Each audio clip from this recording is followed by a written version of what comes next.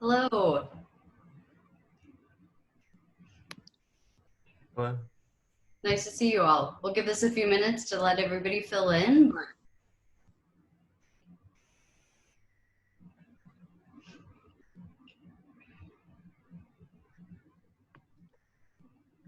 Good afternoon. Good afternoon. Glad you made it. Yeah, I'm happy to be here. Good, good. We'll just give it a few minutes to let everybody show up, figure out how to get into the class, and then we'll get started. All righty.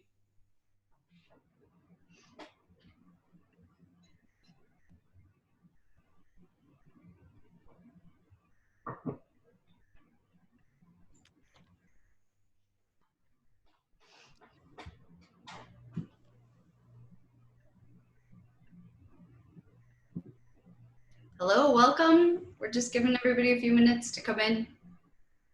Hello.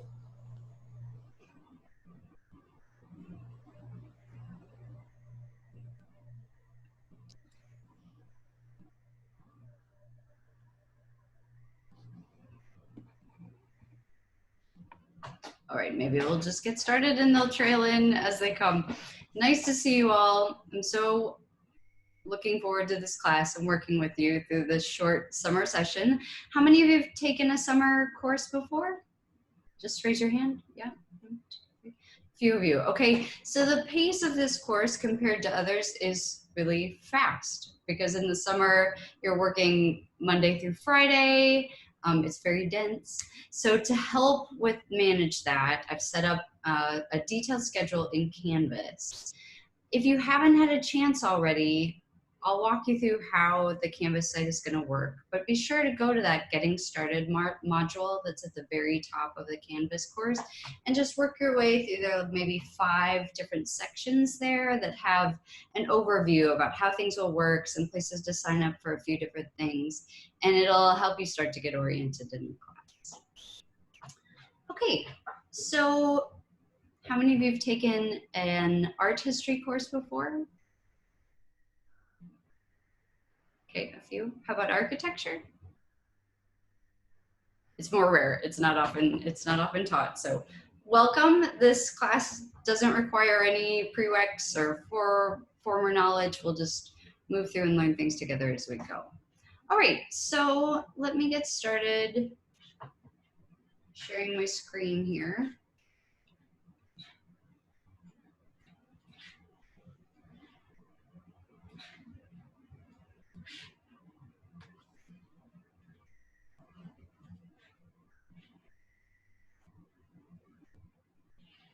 Okay. Hopefully you are all seeing my PowerPoint presentation. Is that correct? Okay. Great.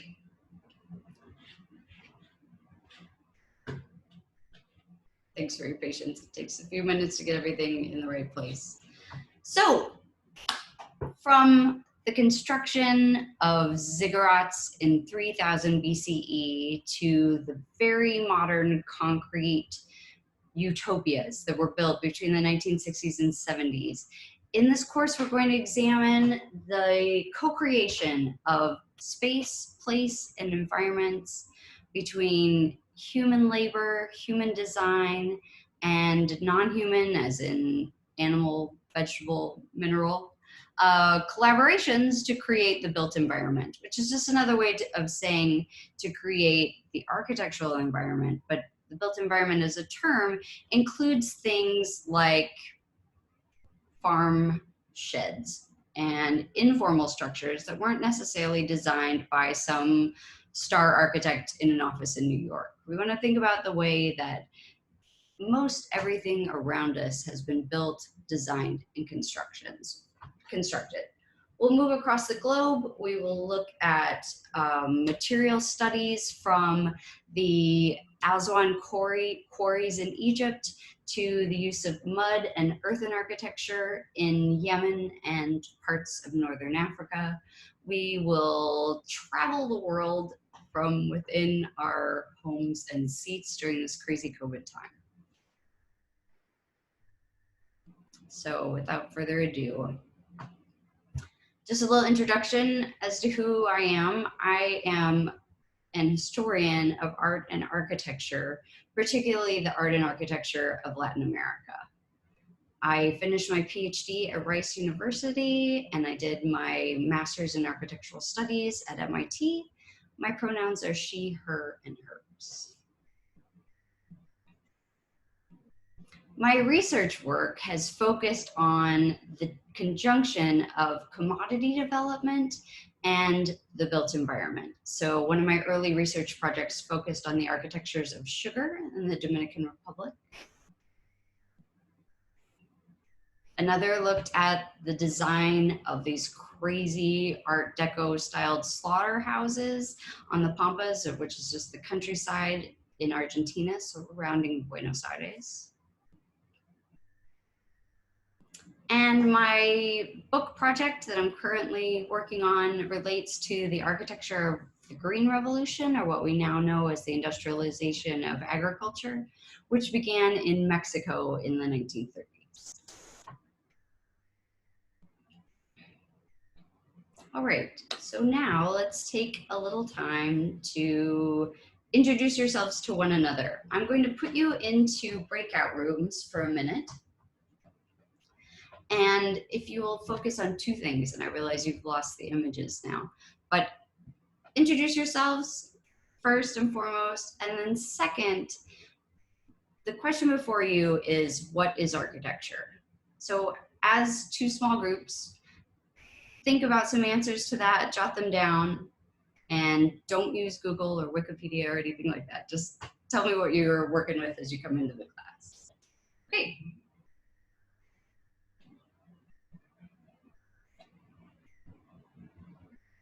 I'll call you back in just a few minutes.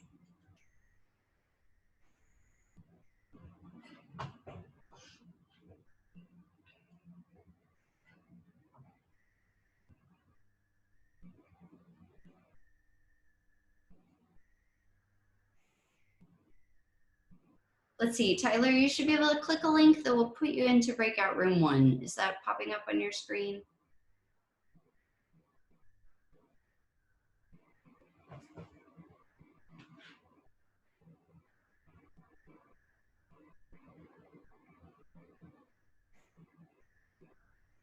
Okay.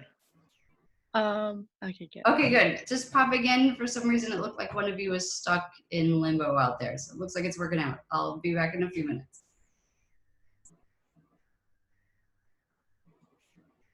Oh, sorry, 1 second.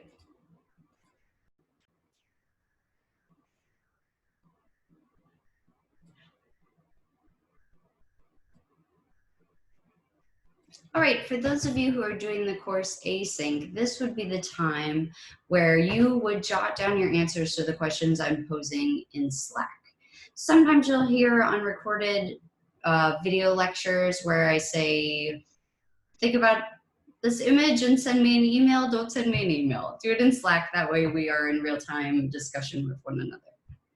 So for the time that everyone is in these breakout sessions, you'll have kind of a lull in the recording. You're welcome to pause and fast forward as it works for you.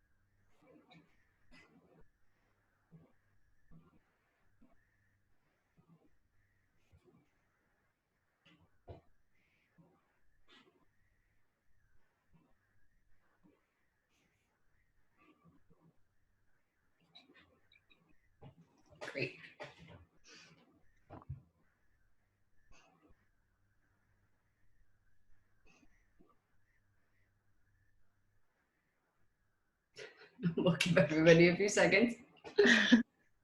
There's a lot of awkward staring in Zoom when you just waiting. So is the COVID outbreak the beginning of you teaching through Zoom, or you done this prior to that? It was the beginning of teaching through Zoom, and then I've done a lot of training this summer with the Center for the Advancement of Teaching to figure out how to navigate all this and create a more dynamic class. How about y'all? Was that your first experience taking a class on Zoom at the end of the spring? It was for me. Yeah, I'm not the best at technology too, so it's definitely an adjustment. Yeah, it's an adjustment for everybody, I think. Okay, good. Nice to see you all back. So give me a few responses that you had to the question of what is architecture. You can So I guess our groups. Okay, go ahead.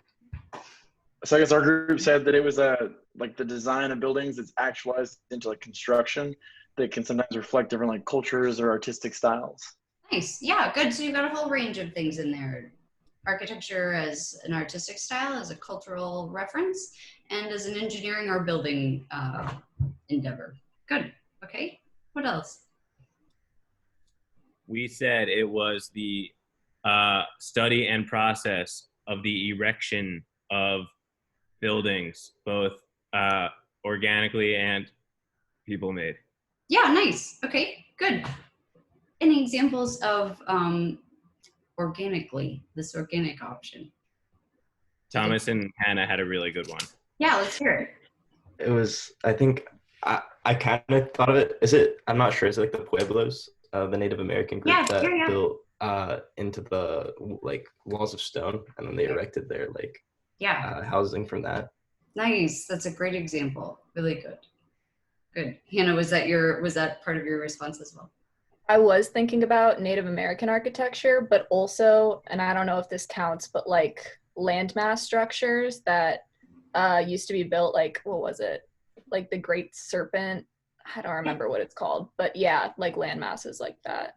Yeah, and the spiral jetty, I think I'm on the same page with what you're saying. In the 60s and 70s, there were a lot of landmass art projects that combine architectural techniques and sculpture in an interesting way.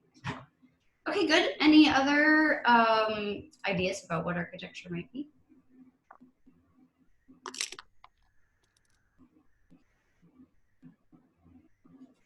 No pressure. We'll go back to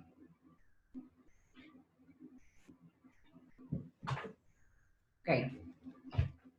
Just to confirm, you are also now seeing my full PowerPoint presentation, not the one that has the sample slide beside it. Is that correct?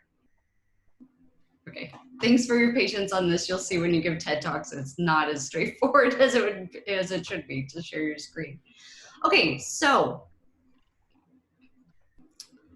you've given some great definitions for what architecture is, and there's so many ways to think about it, none of which are really wrong. Many people think about it as the art of building, which puts together kind of this design and aesthetic with the actual act of using a hammer and a nail or using mortar and bricks to build shelter. Other ways that people think about it are as monuments to power. In some ways, the architecture that we'll look at, much of it exists because powerful people with great amounts of wealth were able to construct structures that endure to this day. There were so many more elements in the built environment than what we have available to look at now. But because they used more readily accessible materials that would decay over time, we don't have that historical record to look at. We have some residue, we have some archaeological evidence, but the things we're primarily studying are the things that could be built from stone and other structures that would stand to the present, or at least remainders would stand to the present. Another way to think about architecture is as a collaborative process. There are fantastic architectural firms whose main driver is to go into a community and say, what is it that you need? And then through this process of intense discussion, dialogue, needs assessment, something emerges that wasn't just a plan sitting on an architect's desk waiting to be built. There are other ways that architecture can be thought of as a fiction, an imaginative process that comes to life in the real world. There's a whole range of ways of thinking about this, and we'll work through many of them as we go through the course. As you'll see in that Getting Started module in Canvas, throughout the course, we're going to be looking at a wide range of case studies, and our primary course objectives are to identify and define the foundational architectural forms and systems used in buildings and construction. We'll map out relationships between resource availability, cultural influence, and engineering techniques in the making of select works of architecture. At the end of the class, you should be able to demonstrate from firsthand experience your ability to think critically about architecture. You'll do this through the presentation of ideas in peer-to-peer discussion, class projects, and on exams. And you'll be able to deploy the tools and skills that are necessary for reading the built environment. We're surrounded by architecture, and many of us are keen viewers of architecture. But there are a set of tools that are required to really see what's being put in front of us, and we'll develop those skills throughout this class. And at the end, all of that comes together so that you can identify relationships between power, gender, sexuality, race, revolution, socioeconomic factors that are being told to us or being modeled for us in architecture, urban planning, and the built environment. Any questions on those? Okay. Let's do a little practice for case study. I am going to put you in breakout rooms again, and this image will disappear. It's just how it works. So if you could take a screen grab, if one or two or three of you could take a screen grab so you have the image available. But before I go also before I break you out, just take a few minutes to look at what's in front of you. If you want to, you can also do a Google image search of rooms to go, and some of these things will come up.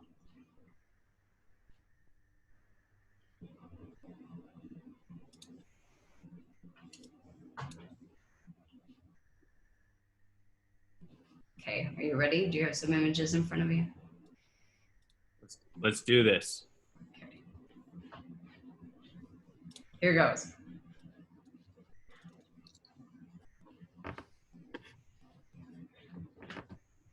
All right, see you in a bit.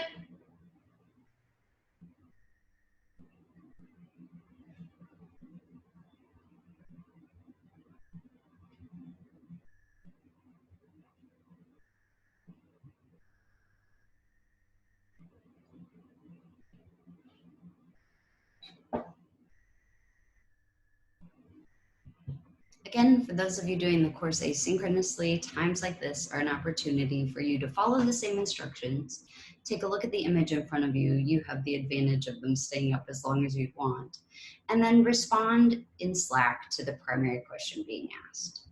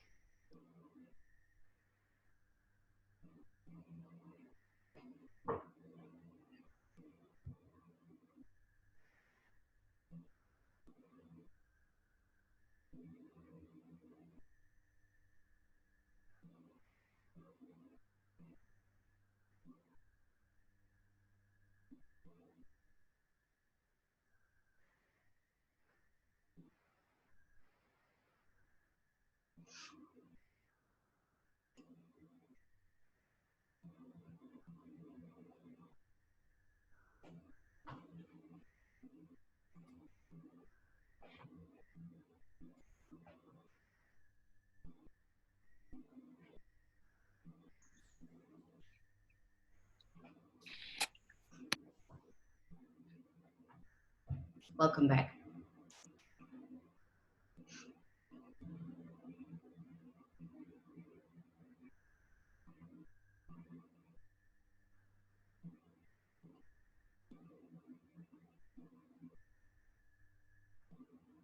You two must have the fastest internet speeds or something that gets you back here really quickly. Were you able to find images all right for the project, or were you able to get a screen grab? Okay, excellent, good. 3 more in and then we're ready to go.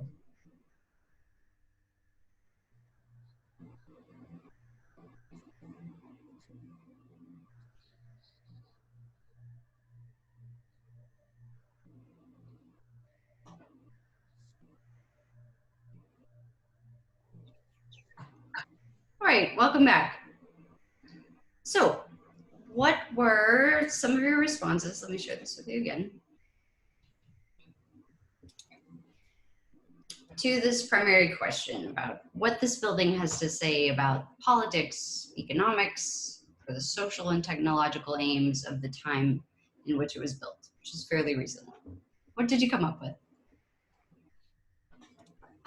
Here, can I go first? Because I have to go after this. Yeah, please, go right ahead. So we talked about how the front, like on the left, it looks really nice and like it's inviting, but there's a lot of like standardization and homogenization. Yeah. And like the back is very industrial. Like yeah. There's a lot, like you could see a room. It's like you go to a Pottery Barn and you're like, oh, I want that living room. And then 20,000 other people have the same living room as you. Yeah, great point. Great point. So we have a little customization in the front, and then it's all business and industrialization in the back. Good. Great. Okay. Anybody else? What were your thoughts on this? All right, I have to tap out now. Thanks, Ethan. See you Thursday. Yep. Take care. In terms of, oh, go ahead. Let's do Hannah and then Brian. Okay. Okay.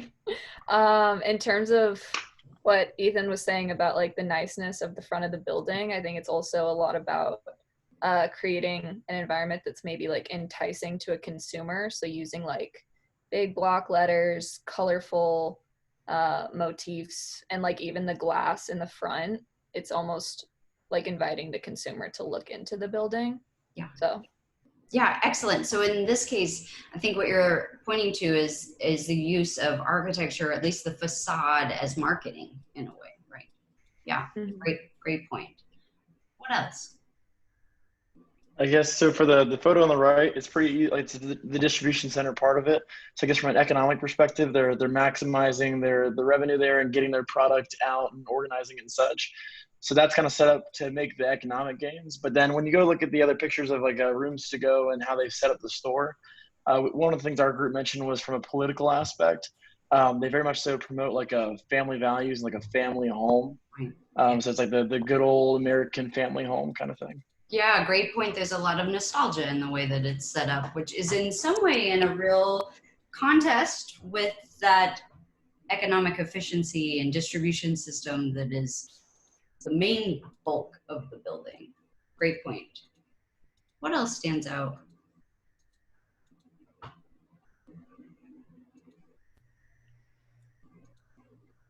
think we also, like, from a technological perspective, we discussed efficiency. Like, different industries are going to have different ways to attract that consumer, so, or at least to optimize certain processes. So like maybe that consumer retention for like rooms to go is going to be, I mean, not maybe, it is, it's going to be completely different than the kind of businesses that interact with distribution centers. So we kind of thought, like, for efficiency, like the photo on the right, there's probably a lot of different kinds of technological optimization that goes into that, so that consumers can track certain things, or their clients can track certain things, whereas having something that's stark and really like memorable looking, like the front of rooms to go, it's almost like a more modern look for a consumer that's much more enticing than looking at a huge white flat building.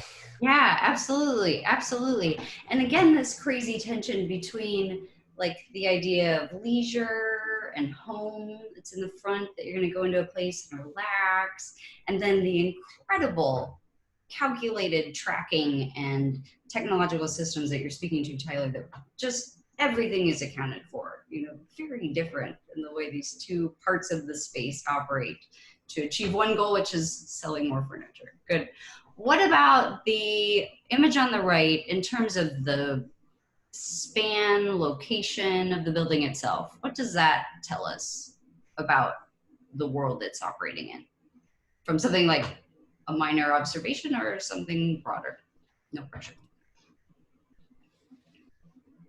Yeah, Brian. I mean, I guess there's nothing around, so it's probably cheap land because they need the space to make a profit there, and I'd imagine it's probably centrally located to distribute to nearby hubs.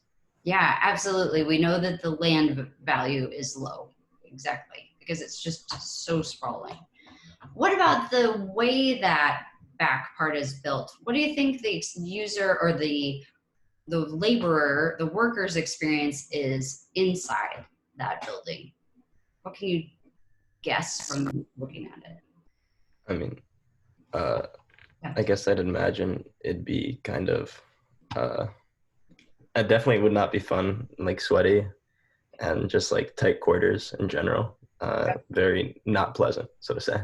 Yeah, exactly. So I've got that little tiny image in the right that shows you like stacks and stacks of furniture and boxes and things that are in there. And the experience of the people working in there, first of all, really no identifiable windows, which is in dramatic contrast to the front that's all windows and all light and all, integration between the environment and the building, just radically different once again. Good. Any other observations?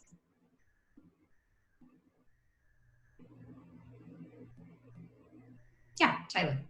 I think as far as the layout is concerned, like the photo on the right, I think it's really designed to be like completely, each sect of the building is designed to be very functional in its own manner. Like there's most likely a packaging or storing type of facility inside, as well as like the distribution center at the end, and most likely like management offices in another wing of the building. Like it's extremely functionally laid out so that it's like a very streamlined process overall. Yeah, excellent. And as you're pointing to in calling out the distribution part of this building or function of this building, is that this whole operation really requires highways and infrastructure, right? It requires public highways and infrastructure, or it requires, if these, let's say the back of those trucks are going to become containers on a ship, although we have this static building, it's part of a larger mobile active distribution network. Good. So this is one example of what we'll do throughout the class. We're just going to look hard and interrogate what we're seeing and pull out as much as we can to learn about architecture and the building. And in this case, it's highly contestable for most people whether or not this rooms to go building is actually architecture. It's questionable whether an architect was involved. Probably an engineer designed it. Maybe they hired an architect to do that very front facade. But what I'm trying to stress is that we can think about it as an important part of the built environment, even if we want to continue to question what architecture is as we move through the class. Okay, nice work. Most architecture history courses you would take would focus on one particular region of the world, or they might focus on two particular regions of the world, generally Europe and North America. And that's been the case for decades. In fact, since the practice of art history and architecture history came about, which was in the late 19th century. But it's just such a weird Eurocentric view, right? That all architecture comes from these two places. And there's an amazing bodies of work done on all the incredible buildings, incredible architectural techniques and practices around the globe. And that's what we are going to examine in class. In doing that, of course, we are racing around the world. It's not as if you'll come out knowing everything about architecture in the Bavarian part of Germany. No, you will get a broad view of techniques, processes, builders, materials. In fact, we're going to do the course through the particular lens of material use in order to continue to make the connection between architecture and the Anthropocene. Are you familiar with that term, Anthropocene? No shame if it's new. So we'll get into it in a little more detail, but many geologists are claiming that human impact, human transformation has been so profound in the last at least 200 years that we're starting to see a shift in the Earth's crust, what it's made of, what is there due to human impact. And one of the largest impacts humans have is in building and construction. So we're going to think about architecture in these large, broad terms by looking through the lens of wood construction in Japan primarily. We'll look at earth construction in North Africa. We'll think about stone in the architecture of Mesoamerica and ancient Greece and Rome. We'll look at brick. We'll look at rock cut architecture in the Middle East. At each point, we'll be thinking about how material availability really shapes and often helps to determine what architecture is or can be for a given place. But beyond those sort of straightforward materials, we're going to look at a little less common material status, like nuclear power and pneumatics. We'll think about geometry, abstraction, and its place in worship in the mosques of the Middle East. We're going to think about the construction of race in the architecture of slave ships and other spaces of racial inequity. And in doing that, we will travel around the globe. Each of the case studies that we're looking at have been chosen to help us critically think about human and more than human co-creation.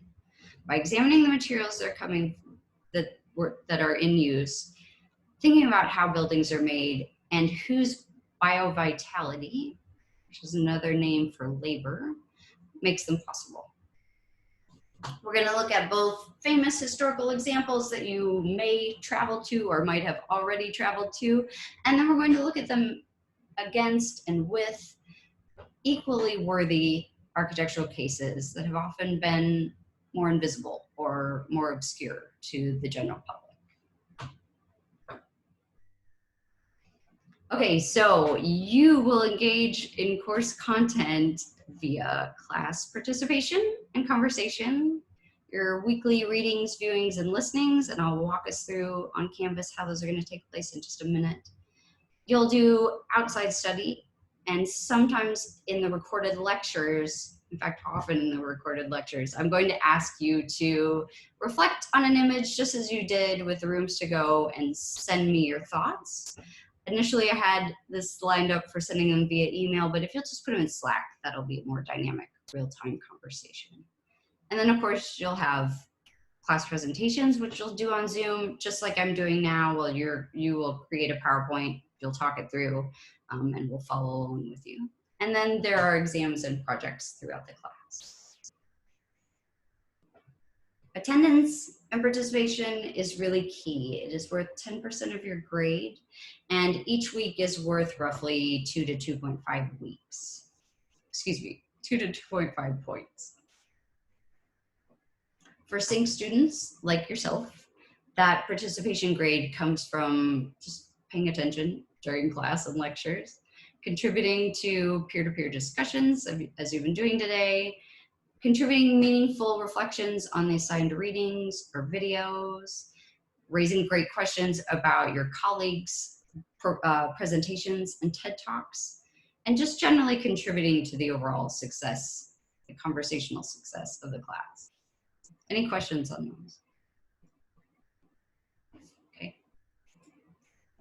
Async students, should some of you shift gears, their participation is slightly different and relies more heavily on the once a week meeting that they are part of, as well as more intensive Slack participation and feedback.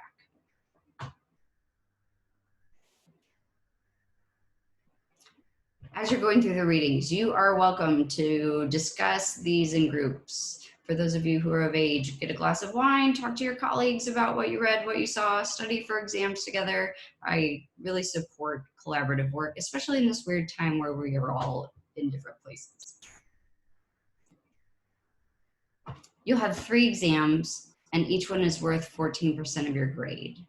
They are not cumulative. So next Friday, you'll have one that covers everything from today's material to the material you review and look through on Thursday. And the next one will start after the exam period and go to the next. You get the picture. The exams, all 3 have exactly the same formula. You will have about 30 multiple choice, fill in the blank, sometimes matching sort of questions. And then you'll have 1 essay, and you'll be able to choose from about 3 essay topics to find one that you're excited to write about.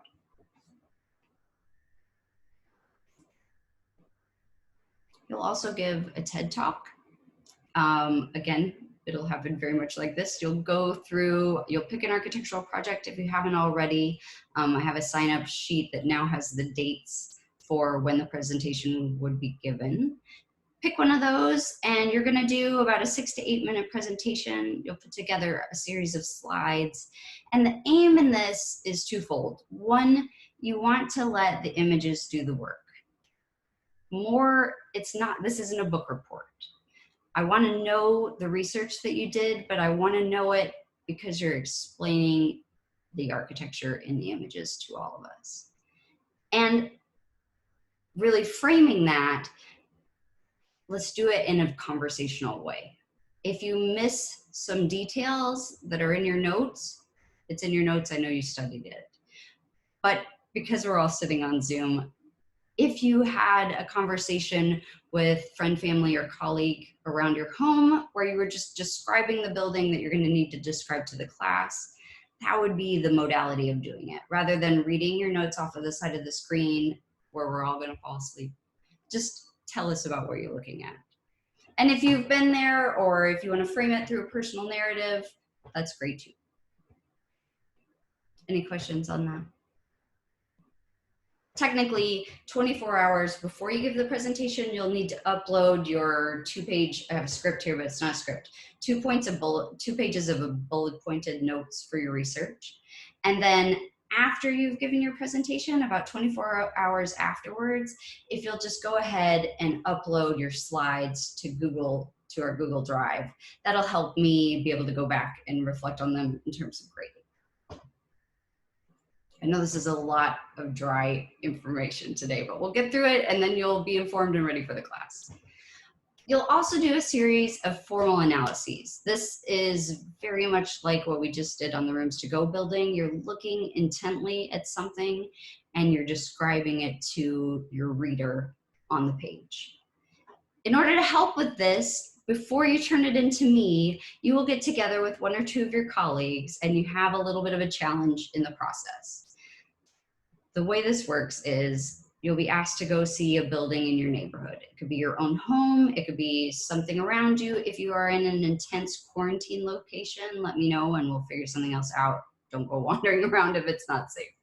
But you'll go out, you look at a building, try as hard as you can just to look at that building. Don't take a picture and then come back and look at the picture. Look at the building. Spend as much time as you can sitting across the street looking at it, however you want to do it. You're going to pick one facade and then you're going to describe it. I've got examples in crazy incredible detail where it's going to feel like tedium. But once you've done that, you're going to work with your colleagues. You're only going to read your paper to them and they need to draw your building. They need to draw what you saw. Now, this is a very low stakes part of the project. If they attempt to draw it and they have skills other than artistic skills or whatever the case may be, you're not going to be penalized if they can't draw it properly. But the challenge is just in looking at something so carefully, describing it so well that you could tell someone how it looked and they could visualize it. That's the goal of those papers. Okay, there's more detail on those in Canvas. Any questions on these things so far? And I am always available for chat, Zoom, phone, whatever, as these projects come up. Okay, let's take a minute to go out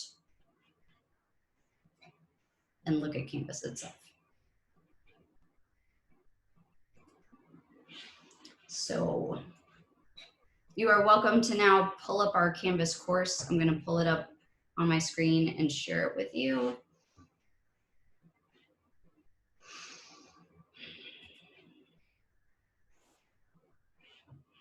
Okay, so I'm looking at the other screen as you see me looking away from you, but you're seeing the Canvas course, correct? On my desktop? Okay, good. So the way that you're gonna work through the class is the modules are everything. Everything you need to know, do, etc. It will be right here. So for example, if you haven't already, be sure to go through this whole getting started bit this afternoon. It's pretty quick. A lot of it is a review of what we just talked about, but just want to make sure that you're aware of your part in contributing to the class. Then for each day, Monday through Friday, I've listed out what needs to be done for that day. So for example, let's go to tomorrow. For tomorrow, you'll go to July 8th, which is tomorrow. And on that page, it's going to give you all the homework to be done before you listen to the lecture. So you'll go through, you'll read these 2 items, you'll listen to this Wonders of the World podcast, and the podcasts are generally optional if you are someone who learns better through audio and audible methods. Go to the podcast. If you're someone who prefers to read, go to the readings. You don't have to do both, but just make sure you do one or the other. And then I'll have a video for you to watch generally in each of these. Okay, when you're done with that, you've moved through all that material, you can just hit next down here at the bottom of the module. And I don't know why it always shows up with this broken link, but it's not broken. You'll click up here and this will take you to the lecture for that day. When we meet together on Zoom, I'm giving you the lecture, but on the days when we're not meeting, this is how you'll get the lecture material. Any questions on that? Okay. So for the course content, like the readings and the books and stuff, that's not like an outside source. It's all posted on It's Canvas. all in there. Yep. There's no book that you need to buy. There are no parts or pieces to go to. Everything is within the modules to make it easy. And then the sync lectures, are you posting those slides as well? I am. And so those slides, when I post them, let's take July 7th, for example. We're having our class right now today on July 7th. You could have clicked this connect to the sync Zoom if you wanted to get into our Zoom class right now. And then afterwards, I'm going to download and post this very class for those who are doing it async. And those are visible here in async lecture. So for today, if you couldn't show up for whatever reason, or you wanted to review the material before an exam, it's there. Same thing for, let's go to July 8th, 9th. You'll have async and sync class slides and videos, because everyone tomorrow will be doing the information asynchronously, right? Because we don't have a Zoom. Does that help? Okay, good. You'll get the hang of it. I know it feels weird in the beginning. And then your assignments will show up here too. For example, when you have this weekend, for example, you'll do a formal analysis trial run. This is one of those just look hard at a building projects. And this one is a 0-point project so that you get the experience, you'll get my feedback, you get your colleagues' feedback without any grade involved. It just gives you a way to practice and get some input. So that will all be in the modules for the day when it's due or assigned. Good. Any other questions? I did have 2 more questions real quick. For the TED Talks, I saw that it was posted as 1, but then there's other spots that says there's 2. So is it just 1 It's TED just Talk? 1. I changed that from last session to this session. Apologies for the spots where it hasn't been changed. You just got 1. And then with Slack, and earlier you mentioned like in class, we'll use that as like a commenting board. Is that kind of its only purpose, is just like in class discussion stuff? Less in class for y'all who are synchronized, but more for, let's say tomorrow when you watch a lecture that's pre-recorded. In there at some point I'm gonna say, tell me what you think about this building. Then just tell me in Slack what you think about that building. That'll be the way that that will run. Got it. Thank you. Yeah, of course. For the dates for the TED Talks, I saw that we should have that in by like tomorrow. Can we just choose like any class period for that? So let's go to that. That's a great question. Let me see if I can pull that up. Speedway. Okay. So here you can see in column B. Are you able to see my spreadsheet? Okay, good. In column B, I put in the dates when you'll be presenting.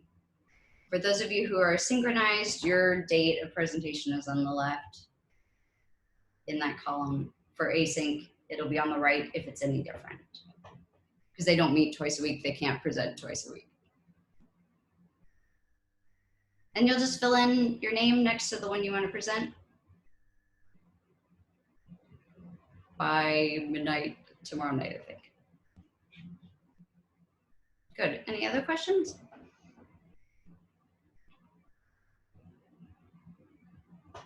Okay.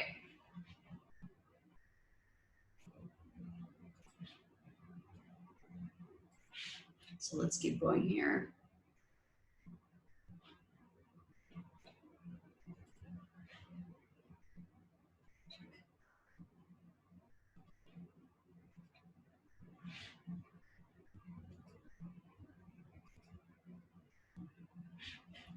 Okay. We've done that. All right, let's go back to the question of what is architecture in the time we have remaining. The famous 20th century architect Mies van der Rohe is well known for saying that architecture is the will of an epoch translated into space. Anybody want to unpack that for me? What's he saying? Yeah, Thomas. I don't really know exactly what he means by it, but like, I remember, I forgot who, but in like Africa, someone built like obelisks, like very like big obelisks that like represent a lot of power. Yeah. And I guess in that way, it's like sometimes architecture in terms of epochs and like great civilizations are like the showing of like what they are. And I guess through architecture, you kind of, because like there's like only a few things that like remain historically there, like even after you're gone. And then like one of those is architecture, like architecture and writing are two of like the main things that do that. So I guess by like building things, like you're physically showing and physically demonstrating what your culture is. And I guess that's could be what he means. Yeah, excellent. Right on. Right on. Any other comments or ideas around that? I kind of agree with that. Like, I think it's like you're kind of extracting like generational influences or like the metaphysical nature of like your existence, and you're putting it into physical form, kind of, or like maybe if it's not like has nothing to do with the architect themselves, like other influences in their life that they've come into contact with in some way or another, and then putting that into some kind of physical form that's appealing to the eye. Yeah, absolutely. Absolutely. What you're both pointing to is the way that this material culture, because it is a complement to written histories or written documentation of what's going on. This material thing is really a signpost for us to know what was happening culturally, politically, economically at the time, what's happening in terms of building practices, what's happening in terms of lifestyles, what's happening in terms of religious practice. All of the indicators of what was happening there can be shown and are often enveloped in the architecture that we're looking at. And this counts for things like your homes today. Whether you bought the house because it was in your parents or family, or someone bought or rented the house because it's in the right neighborhood for your school or whatever made sense there. Sometimes it's just a very strategic decision, but embedded in that, whoever the engineer or architect was for the house, whoever the neighborhood developer was, they're trying to create a certain idea about life and times in the buildings that they're offering us. And that's what we are investigating. Great. All right, I'm going to show you a quick bit of this fantastic video by Renzo Piano. It's a TED Talk that he gave. This guy is a marvel of 20th century architecture. His first building blew people's minds. Many were horrified and offended, and others just thought it was fantastic. But he's going to go through and he's going to talk about architecture. Each time he says architecture is blank, write down what it is that he is using or saying to describe what architecture is for him. And then we'll reflect on them in a minute.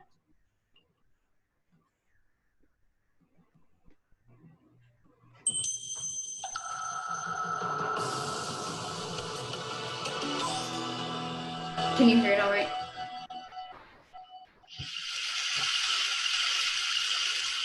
Architecture is amazing, for sure. It's amazing because it's art. But you know, it's a very funny kind of art. It's an art at the frontier between art and science. It's fed by real life every day. It's driven by force of necessity. Quite amazing, quite amazing. And the life of the architect is also amazing. You know, as an architect, at 10 o'clock in the morning, you need to be a poet, for sure. But at 11, you must become a humanist, otherwise you lose your direction.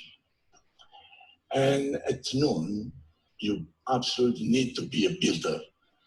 You need to be able to make a building, because architecture, at the end, is the art of making buildings.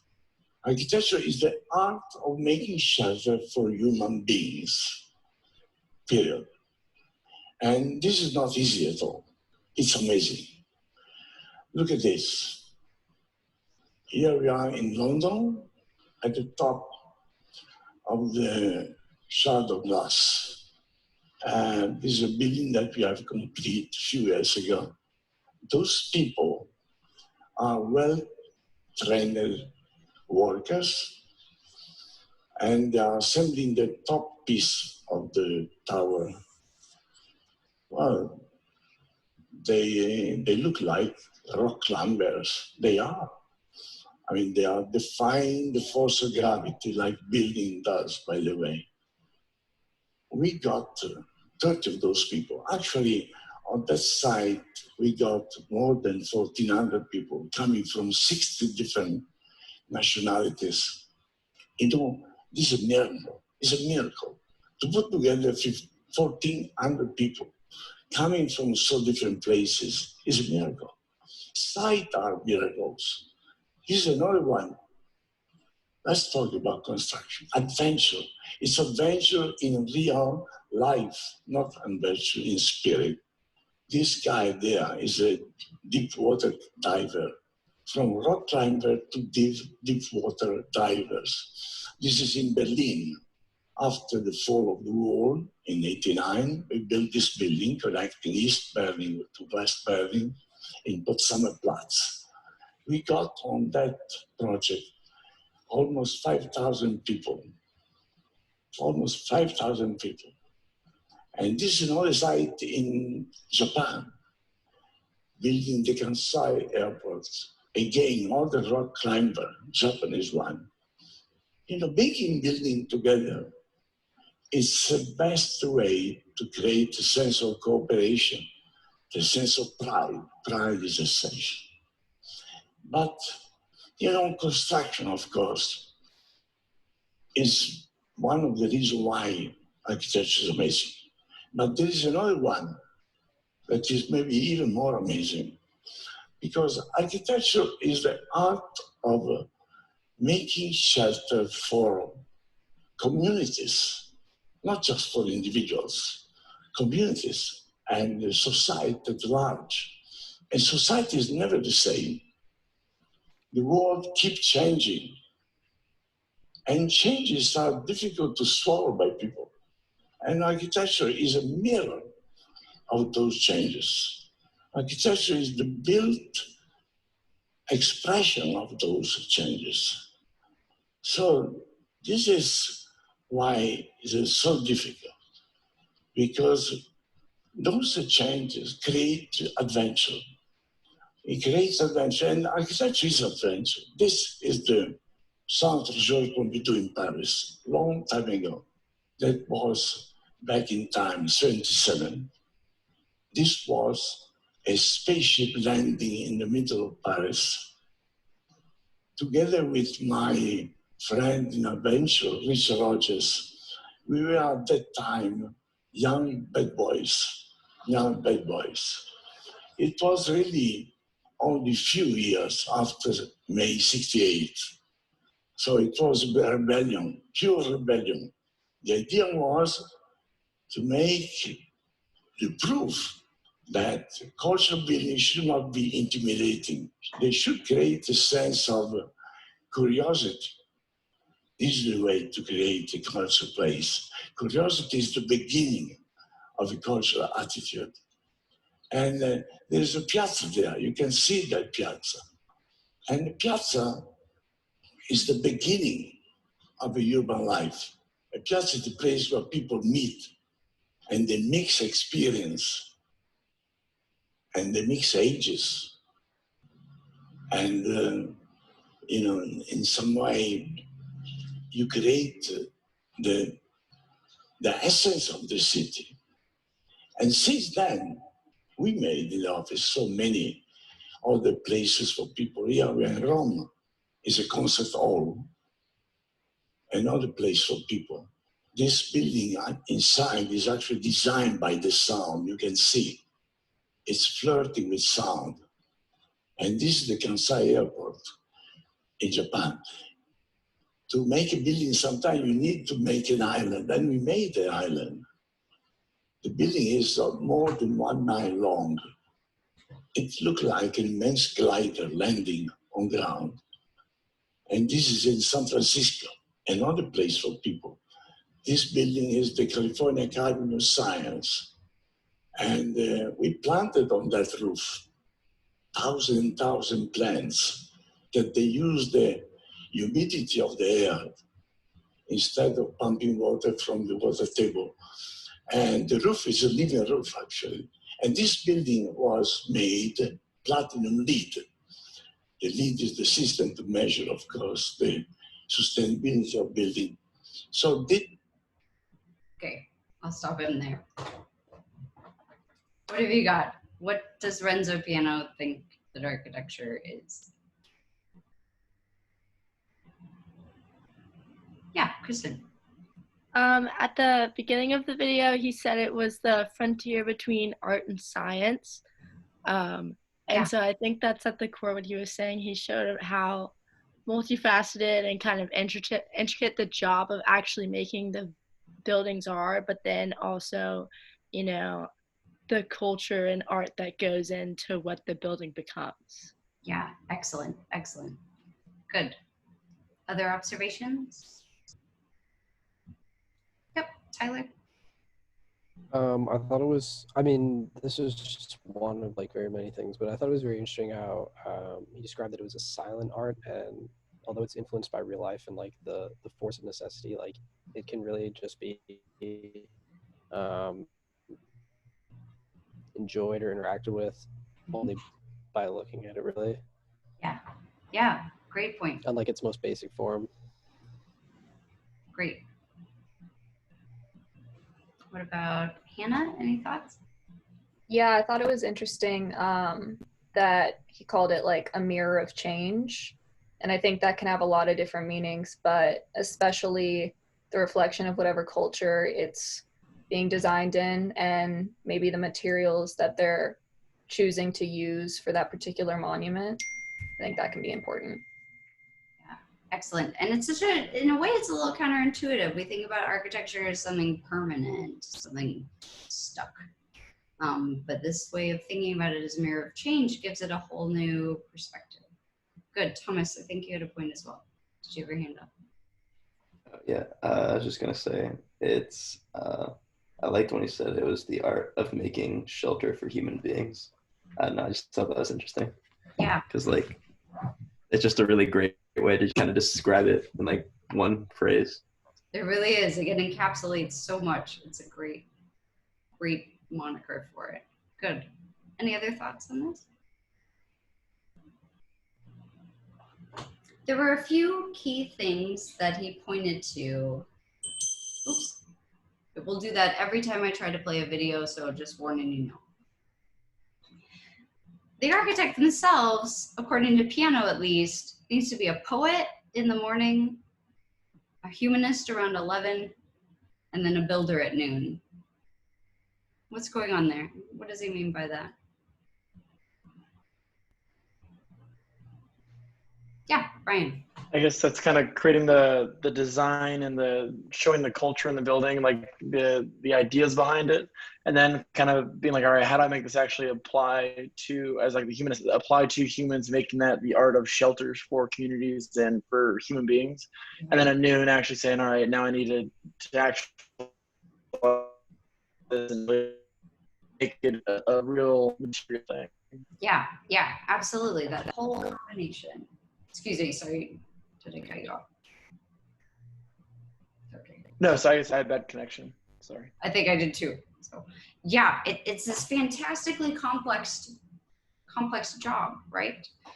It's not just the technical side of architecture. It's not just the engineering bit. It's not just the artistry. And different architects get in trouble with the public for being on any one of those spans or points. And if someone has a very pragmatic and very practical building, but the public thinks it's ugly, he wasn't enough of a poet to reach out to the culture to say something about them that they look at it and say, oh, I like that. That somehow relates to me, you know. Or you can be a fantastic poet and the building is a failure in terms of living, working, breathing inside of it. Each of these things is important in creating architecture that we come to love and admire, or hate, but still admire.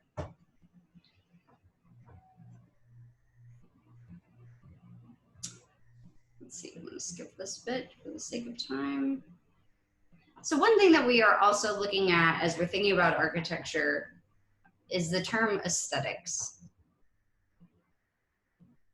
If you've heard the term aesthetics before, what does it generally mean or say?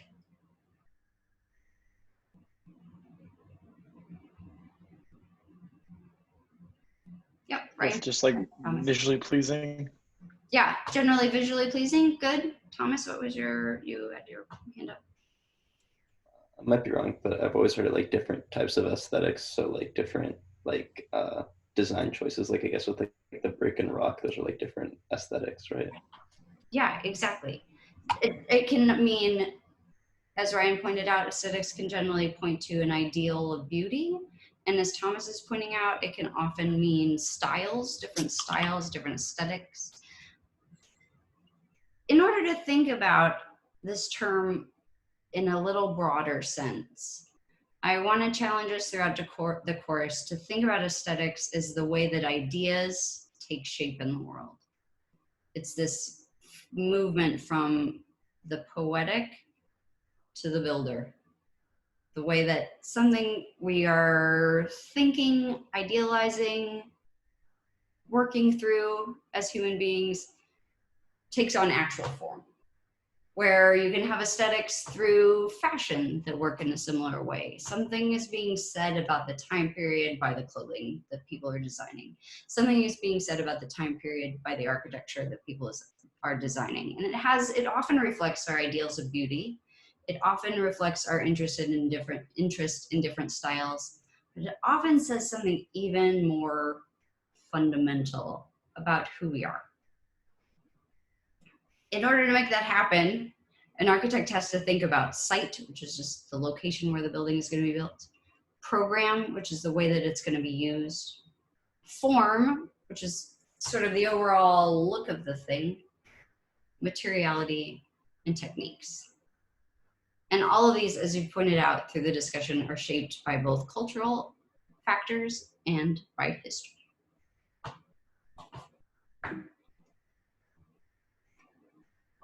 Okay, that's all that I've got for today. Any questions, comments before we close out? Okay, I want to thank you for your discussion and participation today. It was great, and I look forward to seeing you on Thursday. Take care. All right. Thank you. Have a good day. Thank you. Have a nice day.